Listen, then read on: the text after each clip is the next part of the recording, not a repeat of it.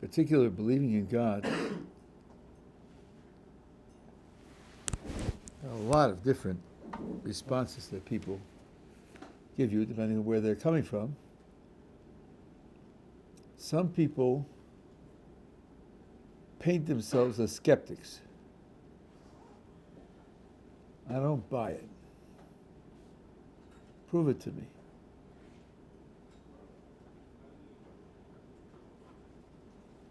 Now, skeptics come in two types.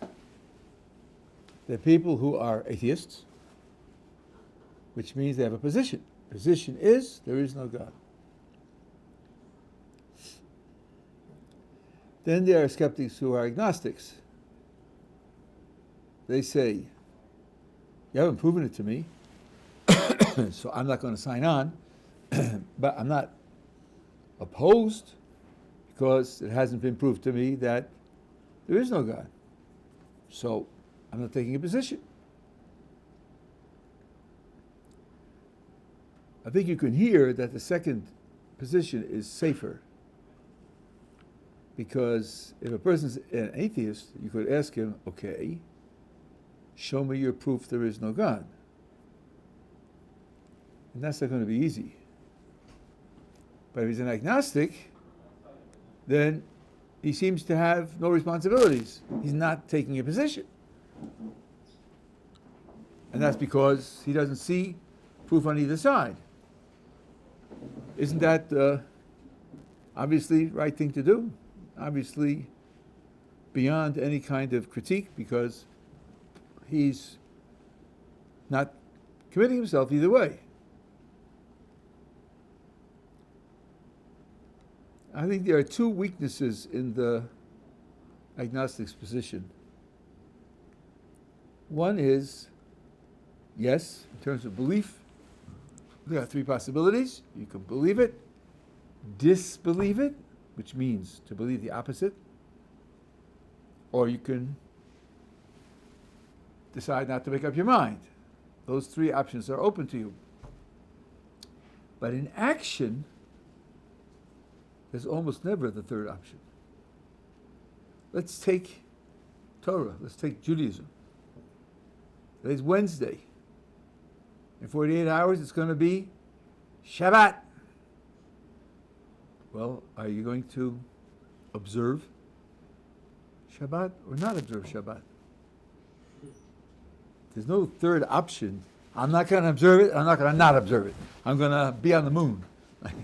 There's no third option. Either you live as if the Torah were true and you observe it, or if you don't observe it, you're living as if it isn't true. So the agnostic isn't free from taking responsibility for his actions, where he's got to be on one side or the other side of the line. There's no neutral position. That's one weakness in the agnostic's position. The other weakness is this. Suppose somebody said to you, listen, I don't jump to conclusions and I'm cautious in my commitments.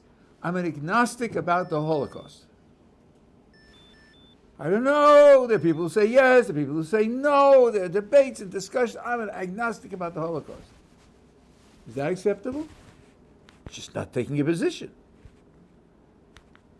Well, when the evidence is overwhelmingly on one side, then it's not appropriate to be an agnostic, because there's enough evidence to justify belief in one side. I'll make it even more vivid. Suppose the person said, I'm agnostic about tables. Are there tables or aren't there tables? I don't know. I'm not committing myself, not taking any chances. I'm agnostic about tables. Would that be reasonable? Hardly, especially if you're sitting in this room, hardly be reasonable. The evidence of the Holocaust is absolutely overwhelming. So, we could ask the agnostic the two questions. First of all, what do you do? How do you live? I think 99.99% of all agnostics live 100% as if there is no God. There's not an inch of compromise, because they haven't had a proof And because they haven't made up their minds, they live 100% as if there were no God. Let's see. Is the food in the bottom in the can contaminated or not? I don't know. There are rumors circulating. Maybe somebody got into the factory. Maybe not. So I'm an agnostic. I'm very cautious. So I'm not taking a position.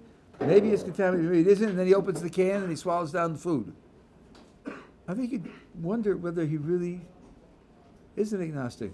Why isn't he worried to cover his options if it's really contaminated? Shouldn't he be more cautious?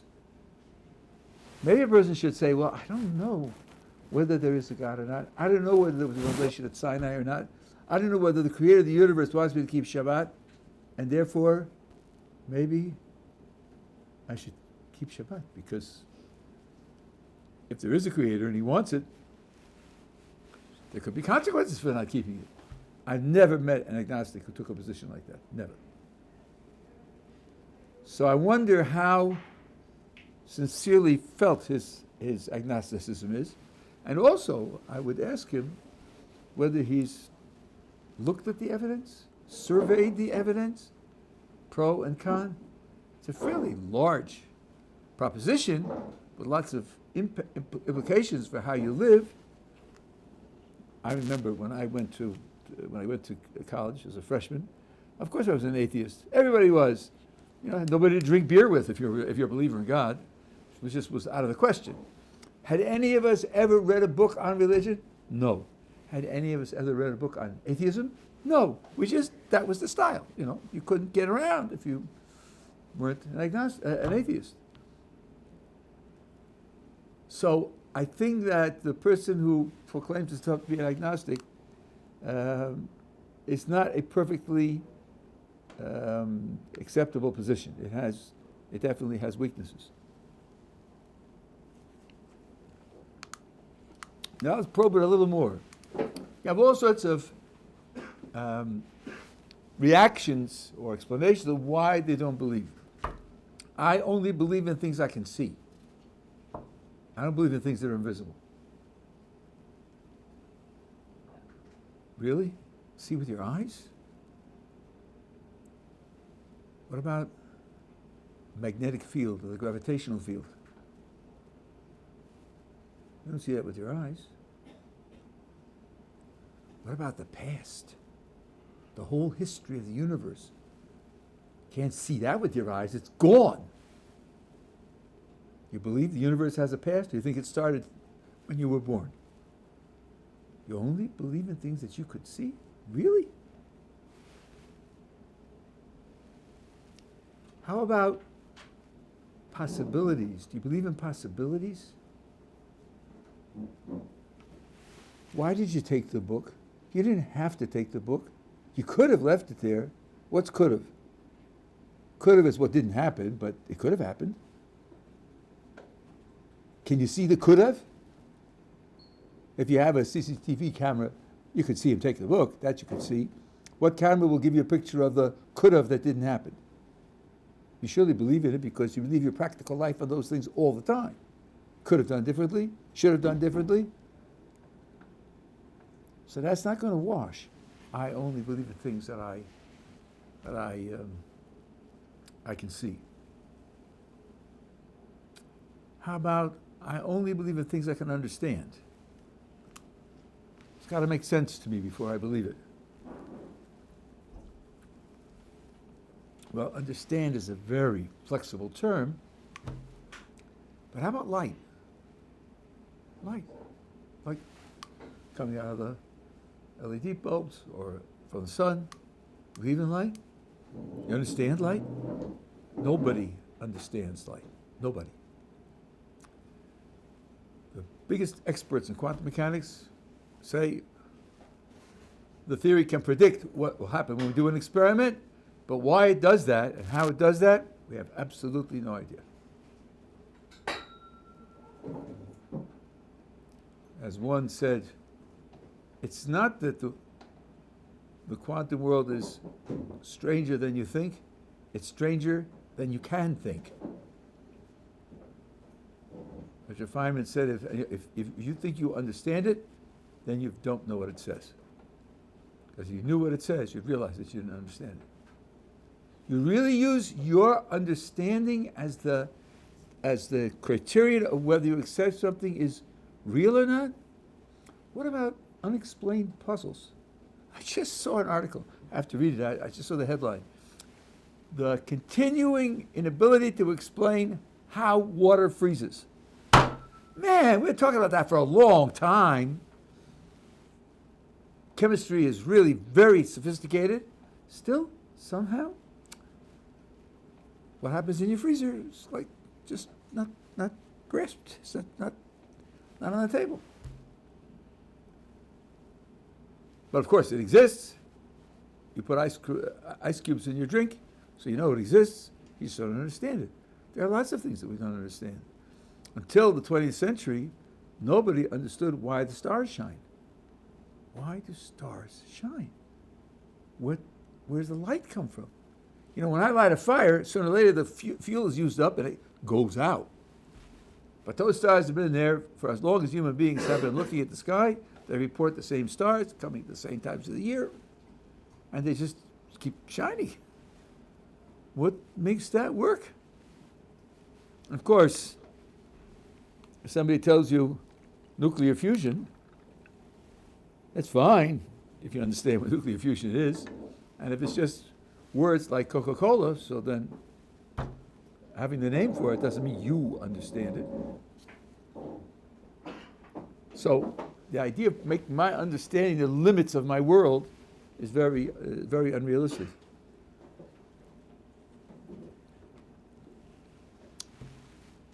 But now, there's a deeper point here, and this is the point that I want to share with you today. You probably have heard of Plato and Socrates. Plato was a great philosopher, and a lot of what he did was to write down some of the dialogues that Socrates had with people. Socrates himself was a great philosopher, and he believed in his philosophy enough to be willing to die for it, because living in Athens, talking to people, interacting with them, especially the youth, the elders felt that he was corrupting the youth by teaching them ideas which might cause them to question the foundations of the culture, and they put him to death. They executed him. And some of his friends said to him, "We can get you out of here. We can rescue you." And he said, "No, my philosophy says that my life and my identity depend upon the society of which I'm a part, and to run away is not feasible for me," and he drank poison and died.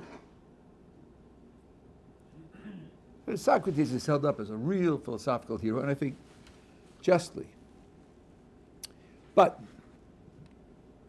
his approach to doing philosophy was criticized. I'll explain to you where the criticism comes from, and then that will open up the point that I want to share with you in discussions about God. Socrates would challenge people who are claim to believe something, know something, acting on something, what the reasons were. And they would discuss it with them to see whether the reasons were really valid. One fellow was hurrying to the city, and Socrates said to him, "Where are you going?" He said, "I'm going to prosecute my father for murder." Whew, Socrates said, "Your father? You're going to prosecute your father for murder? What happened?"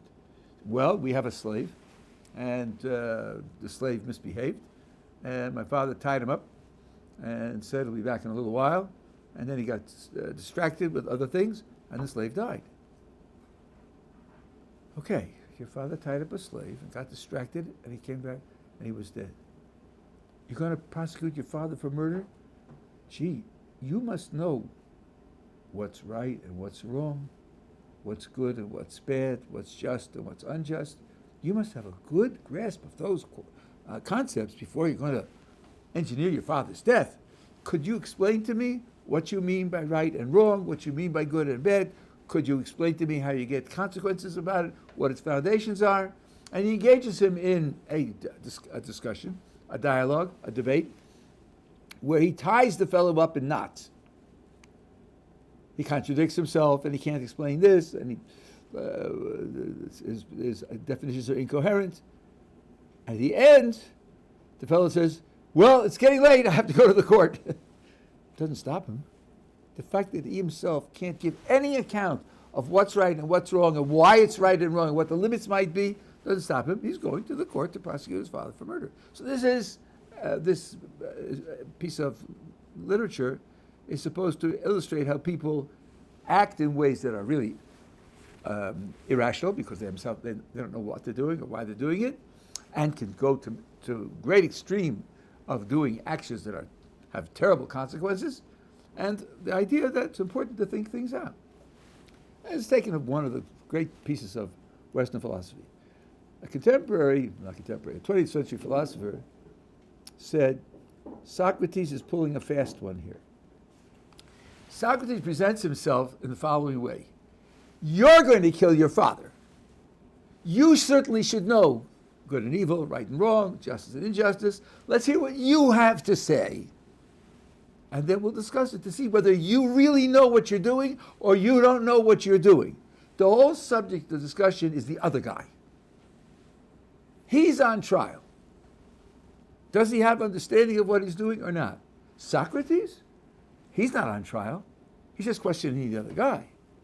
Socrates presents himself as if I have no commitments, or if I have them, I'm not using them. I'm not making any assertions of my own, like the agnostic. I'm not taking any positions, but you say you have a position. Let's hear how you define your position. But it was pointed out that Socrates is not telling the truth here. He does have a position. His position is, these are the criteria for whether you succeed in your argument, and these are the criteria to show that you fail in your argument. He has standards for argument, standards for proof, standards for evidence, standards for commitment. And implicitly what he's saying is, either you meet my standard or you fail. Couldn't the other fellow say, Socrates, put your standards on the table. Let's see what I have to do to satisfy you. And let's discuss whether your standards are really applicable, whether they're reasonable standards. Couldn't he demand Socrates put his own position on the table, those standards that he's using? Yeah, he could. And he should. It's not obvious that Socrates is right. It's not obvious that Socrates is right. Now, the general lesson here is when you're having a discussion with somebody in particular, where you're holding a position and he's attacking you, you're holding a position, he's saying, I disagree, I don't think it's right, or I certainly don't see no reason to agree with you, and he asks you for your reasons, and you're going to present your reasons, and he's going to respond, whether he accepts them or doesn't, or whether he thinks they're weak in certain ways. At some point in the discussion, he ought to be asked, what kind of reasons do you want? What kind of reasons do you demand? When do you think a reason is okay? When do you think a reason isn't okay? And very often when you do that, you'll hear that the one who's asking the questions, the one who's demanding the reasons, either explicitly or implicitly is using a standard that could very well be questioned. And here's the simple example that starts the ball rolling. This is, for those who know, this is started by Descartes. I say I know Q, that Q is true. The critic says to me, prove it. Prove it. That means either I prove it or I should give it up, because proof is the standard for being right, for being justified, for being credible. That's why he says prove it. Now let's think, is that reasonable? That you either prove it or you give it up. The only way to be justified in believing something, taking a commitment, is if you can prove it. Short of proof, you have to give it up. Well, let's see first of all what it means to prove something. When I say that someone stole my keys, he'll say, maybe you just forgot them. What am I supposed to do now? I have to rule out that I forgot them because he said maybe. Otherwise, I'm supposed to say, oh yeah, maybe you're right. Maybe I did forget them. So I give up the idea that they were stolen because maybe there's another explanation. He's asking me to prove it by ruling out a maybe. Maybe it's different from what you thought. Maybe it was E.T. Maybe he dematerialized them and is sitting on the desk, but they're invisible now. Prove it. Well, let's think. Let's think about the things that I'm sure you believe you know, you feel confident about, and let's ask how many of them you could prove. Do you know who your parents are? How do you know who your parents are? They told you, and you trust them. How quaint. Couldn't it be that they're not telling you the truth, that you're really adopted? Isn't that possible? So you say, look, I look just like my dad. That's because when they went down to the adoption agency, your dad took baby pictures of himself and looked for a baby that looked like his baby pictures. That's why you look like him. Right? I mean, I did a DNA test. Well, first of all, you didn't. I know that. And number two, even if you did, maybe your father paid the lab to lie to you about the results. Do you know that didn't happen? So then, you don't know who your parents are? That's really going a little far, isn't it? I mean, would you really think that you have to give up thinking you know who your parents are because there's the possibility that he paid off the lab to give you false results for the DNA test? Is a possibility enough to defeat your knowledge? You know that you have dreams. And sometimes in the dreams, things happen which, while you're dreaming, seem to be real. So much so that when you wake up, sometimes there's a halfway consciousness where you think, where am I?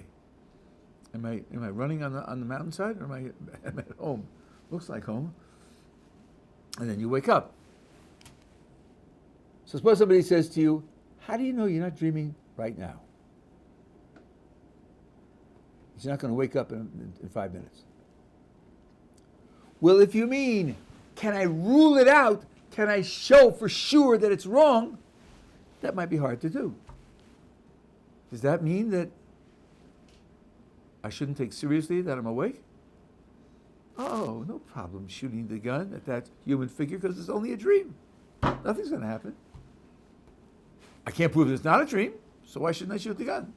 I don't think you should shoot the gun. I don't think you should shoot it. Because not being able to prove it isn't enough to defeat your knowledge of what's going on. Asking for proof is an unreasonable standard. And if that's the case, when someone says to me, and this has happened to me often, they'll say, prove to me there's a God. I say, go have a cup of coffee. Prove to you there's a God? First of all, I'm not in the business of proving things. I don't believe in proof. I don't think there's anything that's an absolute proof of anything. Besides, prove it to you? Meaning, we have this talk, and if at the end he says, well, I don't accept it, then it's over. No, I'm not interested in making you agree with me. My point is not to convince you or to get you to admit that you've been making a mistake. My point is to present reasons. And then you are invited to do with them what you like. Some people, when they hear reasons, say, I'll think about it. That's a reasonable response. Some people say, well, those are your reasons in favor, I have reasons against. And then we discuss and see whether the reasons are cogent, whose reasons are stronger, and we try to draw some kind of at least preliminary conclusion from that. And the person says, you presented reasons, but I'm not convinced and I'm not going to accept it. I think that person needs help. I've presented reasons. He hasn't any objection against my reasons, and he hasn't got counter reasons, and he's still not going to accept it. He's going to have trouble in life. He's going to have trouble keeping a job. He's going to have trouble having a marriage. The reasons are there, and you don't accept it anyway. So the challenge, prove it to me, is a doubly wrong challenge. And proof is the one thing which is really an unreasonable demand that someone prove it. Well, what can you do short of proving it? You can give reasons. Reasons are evidence, experience, experiments. None of that is proof. But when there's enough evidence, enough experience, then it becomes right to accept it and commit yourself to it, even though it's always possible that you're making a mistake. What does a paranoid say? They're out to get me. I need 3 padlocks on my door. I need the camera. I've hired a security service. They're out to get me. Can I prove they're not out to get him? How would I prove that? He thinks he has enemies who are out to get him. They're not advertising in the New York Times. Still, I think probably he's not right. More than probably. I'm quite confident that he's not right. I tried this with someone when I was very young. I regretted it afterwards. I said to him, you think they're out to get you? I'll tell you the truth. They don't even know you exist. They don't care whether you exist or not. You're not important enough for people to be out to get you.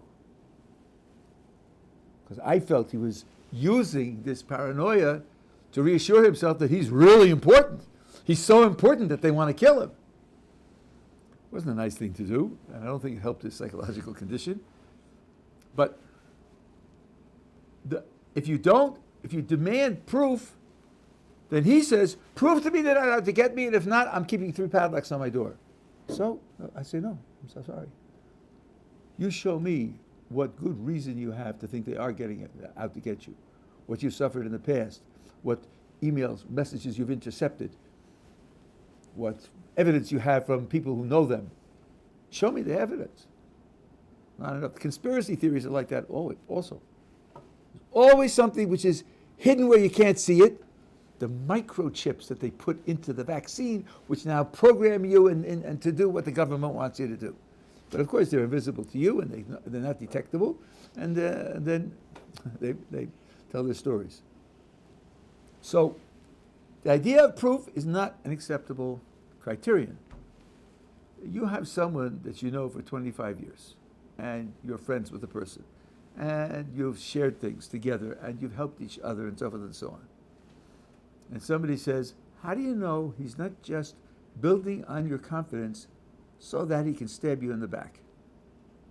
How do we know it's not so? You mean, how can I rule it out in principle? Absolutely. I don't think I could rule it out absolutely. But that's no reason to think he's not my friend. There's no reason even to be in doubt as whether he's my friend. All of my experience with him is experience of friendship. Even though it's possible that he's not really my friend, but I don't live my life on possibilities. And here's a slogan that you can learn and you can use over and over again. We don't live our lives on possibilities. We live our lives on probabilities. Someone wants me to take seriously an alternative, he's got to show me that it's probable, not just possible. And by the way, just as a footnote, statistics are full of fallacies and full of mistakes. But here's a piece of caution. When you're a comparative statistic, ask for the absolute statistic behind it. If you do this, you're 100 times more likely to die of cancer. 100 times more likely. Is that important? Is it not important? Well, let's see. If you don't do it, chances of dying from cancer are 1 in 10 million. And if you do this, 100 times more likely, which means it's 1 in 100,000. Are you worried? I don't think so. It's 100 times more likely. Yeah, that's how many times it's more likely. But you want to know how likely it is. In addition to how much more likelihood there is. Whenever you have a comparative statistic, be suspicious. Why did he give me a comparative statistic and not the absolute statistic? More people in this year had such and such a thing than in any year prior. Maybe the prior year was 1,466, and now it's 1,467. Is that something to worry about? More people? That's only a comparison. You want to know the absolute.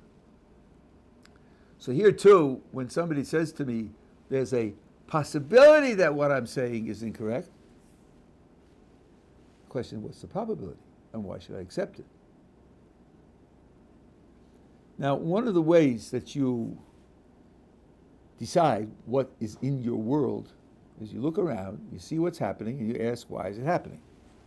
You look for a cause that's behind it. Not everything has a cause, but you look for a cause behind it. Suppose you don't find a cause. You're knowledgeable, you check other people's resources, and in the whole of the scientific picture, there's no cause. Now there's a parting of the ways. You could either say, well, then something new must be there. Something which we didn't anticipate. And we'll have to add it to our picture of the world. We have to investigate what it is, try to get information about it, but it's clear that our picture of the world is incomplete because this is happening and we can't explain it. Or you could say, don't be hasty, wait 100 years, wait 200 years and see whether science can explain it. Maybe you just missed out on how the materials in your science could do the job. And some clever person will come along and say, yeah, I could do it with the old stuff. I don't have to change it. I don't have to add anything to it. When it comes to things that happen in the world, which we explain on the basis of divine activity, that's a standard response. You're right, we don't have an explanation for it yet, but give it time and science will explain it. Or science can explain it, and you're simply rash and impulsive to accept the idea of another explanation called the Creator. Well, let's see, is that the way science works? Is that the way it works in normal human thinking? Something happens, and you don't have any explanation, and you always say, don't change your picture of the world, don't add anything, don't modify it, just wait and see, wait 100 years or 200 years and see whether you'll find something else that will do the job. I don't think so. I don't think that's the way it works at all. In the 1920s, teens and 20s, the first model of the atom was that it had, in the nucleus, it had protons, and around it were electrons. Protons are positively charged. Positive charges repel. It's like trying to put two north poles of a magnet together. What are all those protons doing sitting buddy in the nucleus? Why aren't they repelling each other all over creation? Well, the official answer was then, and is to this day, there's another force called the nuclear force. And the nuclear force is much stronger than the electromagnetic force. Much stronger. And it holds those protons together. People didn't say, what are you jumping for? Maybe the old stuff will do. Maybe we'll play with the equations and we'll find out that gravity does it. It's too weak now. Maybe we'll figure out that it's stronger than we thought. I mean, why are you changing the picture so fundamentally? Because the protons shouldn't be sitting together in the nucleus. That's why. Because electromagnetic force is pushing them apart. You probably heard about dark matter and dark energy. You know why they're called dark? Dark means we don't know what they are. They're dark to us, a closed box. We just know what they do. We don't know what they are. Could you imagine scientists believe in something that they don't know what it is? Scientists. They just know what it does. Where does dark matter come from? You have galaxies. Billions of stars. Some of them are rotating. Well, when things rotate, they usually spin off. Centrifugal force, it's called. Though the aficionados will tell you that's really not a right term. But okay. Right? If you take a rock, tie a rope to it and swing it around your head, it goes round and round and round, cut the rope and it'll go straight off. Here, the whole galaxy is going around, and all the stars are staying there. Why aren't they spinning off? Oh, you say, gravity. Right. Gravity's holding it together. That's a good answer, except that quantitatively it doesn't work. There isn't enough gravity in all the stars to hold it together, given how fast it's spinning. What's holding it together? Dark matter. Dark matter. This mysterious stuff. We don't know what it's made of. We don't know anything else about it. But without the dark matter, we can't explain how the galaxies work. So we put in something new. We didn't see it.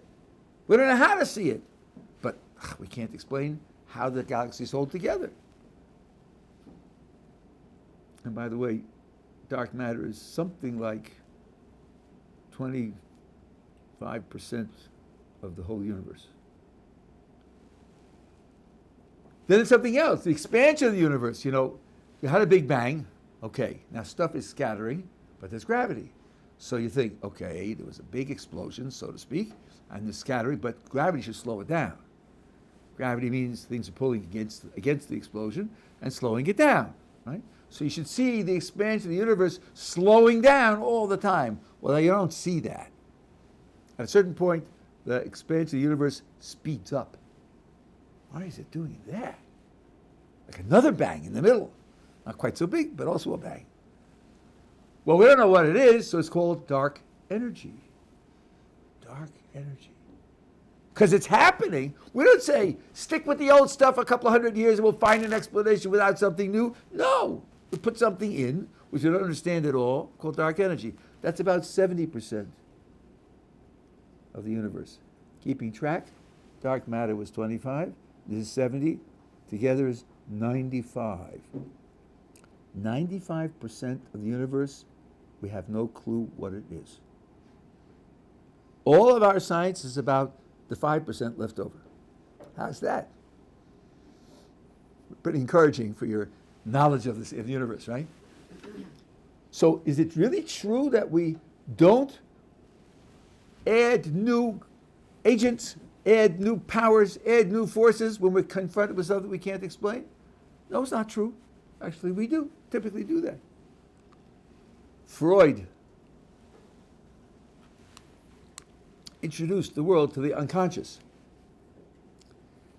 For many people, what are you talking about? Sigmund, what have you been drinking?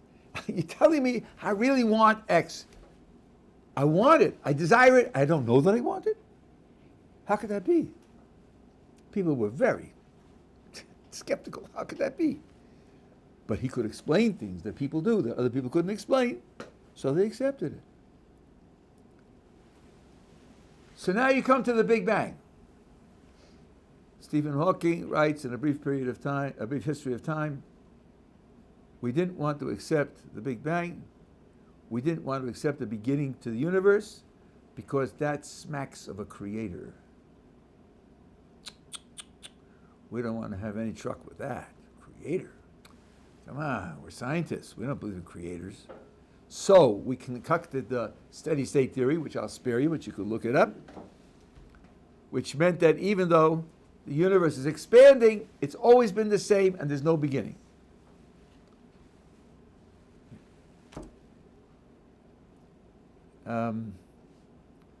Because if the universe had a beginning, well, then the question asks itself, how did it begin? What made it begin?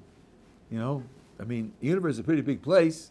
Last count, there were 10 to the 22 stars. That's a 1 with 22 zeros. That's a lot. Thank you very much.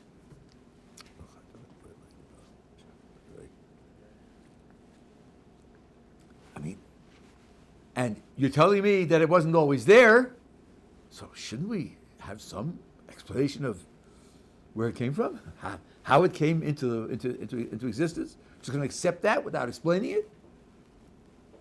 But as Hawking said, well, you imagine something which is responsible for the existence of the whole universe. Boy, that better be pretty powerful, pretty special. It's not just another galaxy, not just a cluster, not just a force field. It's got to be something very spectacular. Lawrence Krauss notwithstanding. See David Albert's critique of Lawrence Krauss. They resisted it because if you have a Big Bang, then you want to know where it came from. You want to know how it happened. You want to know what produced it. And then there'll be pressure to accept a new agency. Now, I just want to give you a flavor of what happened. This was discovered in 1965, that the Big Bang is correct and the other view is wrong. All of the intelligentsia of the world for thousands of years were convinced that the world has no beginning. The world has no beginning. It's just always been what it is. It runs according to laws, and the laws have the universe reproducing what its activities, its contents, all the time, without beginning and without end. That's a very simple picture.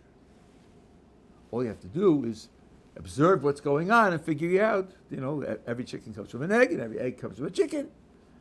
Figure out what the forces are and the interactions are, which isn't simple, but that's all you have to do. And then you've got a picture of the whole thing, because it's just repetition. Infinitely old and infinitely into the future, it's all repetition. If you believe in the Big Bang, the universe started off in a particular state of being and then changed qualitatively many times. At first there were no particles because of radiation. The heat was too high for particles to exist. And then there was a particle era, and then there was the bonding era in which the atoms came into existence. The universe changed many times in its qualities. It's a very, very complicated picture, so they resisted that.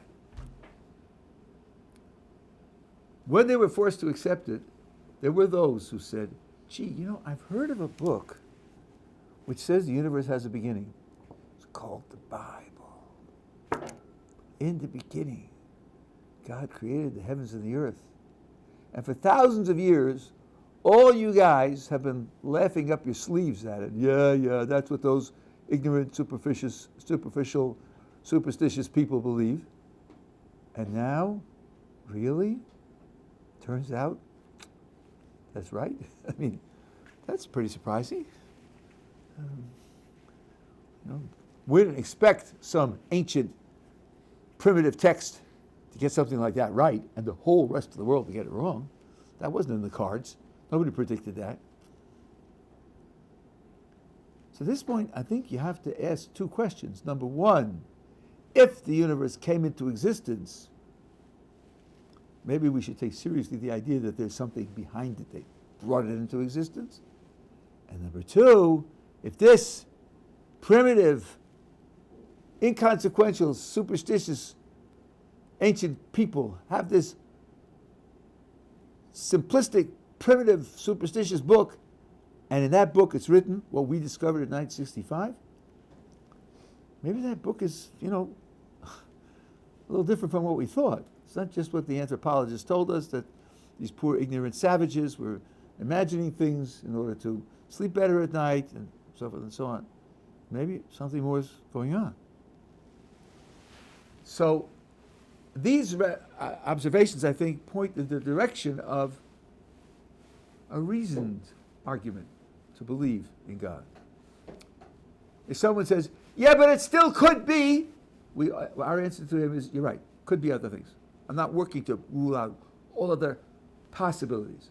But I'm pointing out, given the evidence that we have, this is more probable than those other possibilities. And I don't have to rule out other possibilities. If I want to have a reason for believing what I believe, it's enough that mine is more probable than the others. I'm skipping over some details and some qualifications, but that's the mode of argumentation against the one who says, prove it. Are we together so far? Yeah. Rabbi, I wanted to ask, say this is a proof for God, I say this is a proof that we are just computer simulation run by someone. Like it's Elon Musk, I think, believe that like whole world is just computer simulation, or we are just product of the aliens, and space is a proof of that. Okay. First of all, I'm a little surprised. I just now spent 40 minutes saying that I don't believe in proof, and you just used the word proof 3 times. So you're not talking to me. Reasons. Yeah. Okay. Fine. But now I want to know his reasons for thinking that we are a computer simulation. There is a wonderful physicist, though I think she makes some mistakes, named Sabina Hassenfelder, and she wrote an article on the huge informational impossibility of having a simulation. She's a research physicist, so of course you believe everything she says. She points out that one thing you have to have in a simulation is where there are breaks in the next step, let's say quantum breaks, then you're going to have all of the possibilities written out in detail in the program, and they go up exponentially when you talk about the number of breaks that there could be. And that being the case, there's no computer. The computer would have to be bigger than the universe to hold up that much information. There are certain computations which means that this can't be taken seriously. So it was like a quantum computer that we know theoretically is possible, which probably not able to create it. Well, we have no reason so far to believe that you can have a quantum computer that does 3 trillion calculations, because you have the collapse of the field when there's too much interaction. That's why they're talking about very simple quantum computers. At any rate, but you see, this idea of a proof is the wrong idea, right? I'm looking for an explanation for what's happening.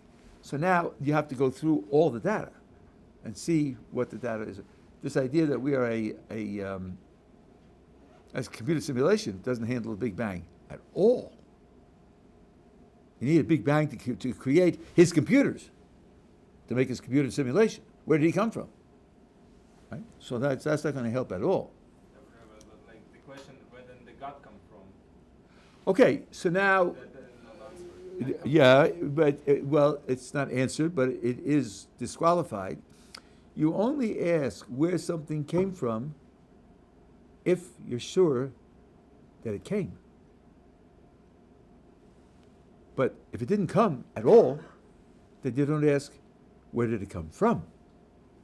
So that's why, if you go back before 1965, and they say the universe has always been here and always will be here, it'll always be the same, that neutralizes the question, where did it come from? Because it's not clear that it ever came. But once you have the Big Bang, it did come. Then you have to ask where it came from. Now, when you talk about God, what is the description of God in our sources? Is it something that came into existence 62 years ago? Then you'd have to ask where it came from. But our picture is that God's existence is necessary, couldn't be otherwise, therefore never happened, never came into existence. So where did God come from is a question that's ruled out by the nature of God. It's ruled out. This is, well, every 11-year-old thinks of this. The world came from God, where did God come from? Yeah, but it's not really a smart question. Because the world really came. And our picture of God is it didn't come. So where he came from is not a question. These things have been worked on. Maimonides already 900 years ago answered that question. So it's nothing wrong with asking the questions, but I just let you in on a secret that you can have confidence that the questions are there. Ask them, and you'll hear what the answers are. So I think that when my book was Reason to Believe. I didn't talk about these issues, I talked about other issues, but the title was meant to say, what you're looking for is adequate reason. You're not looking for a proof. And that, again, I'll say this, and this I'm going to end, that it changes the nature of the dialogue entirely. If somebody says, prove it, you have to give him, and he can defeat you with his imagination. Couldn't it be? Isn't it possible that it is? That's easy. Sit down, close your eyes, and imagine. And you can imagine alternatives. That's too easy. That's when you claim to have a proof. If you claim to have good reason, then he can't say, couldn't it be? Because the answer is, yeah, it could be, just I have good reason to think it isn't. He's got to give positive reason against you, or defeat the reasons that you have. That's much harder than sitting in the chair, closing your eyes, and imagining an alternative. It's much harder. And that's where you want the discussion to be. You want the discussion to be on the reasons for, the reasons against, and the the comparative weight of the reasons, and the substantial nature of the reasons. I think that the weight is largely on the side of there being a divine agency in the world that is responsible for things that happen for which we don't have any alternate explanation. And the idea, I do discuss this in the book, that the idea that we should just wait for science to solve it is not a credible alternative. Okay, now tomorrow is going to be story day. We're going to do this regularly now. Thursday will be, I'll tell you some Hasidic stories, and we'll meditate on them and see what they have to teach us. So the week now is going to be Monday's Q&A, open Q&A, and Thursday will be story day. Tuesday, the interns are not here; they're off anyway. We're going to be working on the Shemona Esrei, and the other 2 days we'll do topics like I did today. Okay. See you tomorrow in your session. Thanks.